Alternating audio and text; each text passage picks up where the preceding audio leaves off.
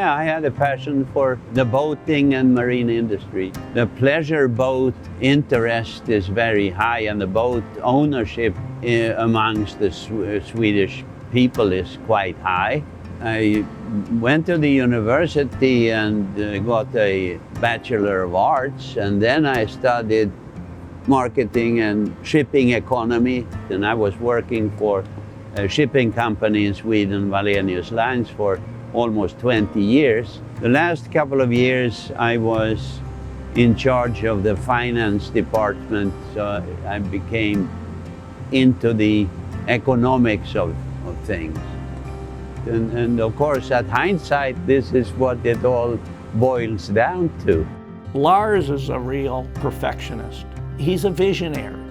This product is a visionary type of product. He looks at the long game. I can tell you, I'm a hard worker. He's a harder worker. He's dedicated. Family oriented, you know what I mean? I gotta say, anybody had a problem, personal problems, or they always stood behind them. I really believe it. You know, he's made every dollar that he's made by counting pennies. So he was very conscientious of what he spent, right down to the company vehicles. You know, don't buy new, just buy a new engine if it blew up. It's a different culture, and I think a lot of it comes from just valuing every minute, every screw, every washer. It's led to certainly the success of Lars.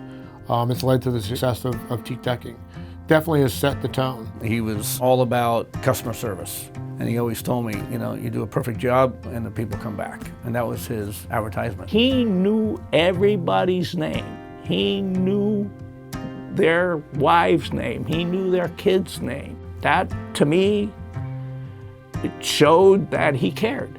And I think that's the most important thing for an employer, is that the people love the place they work at.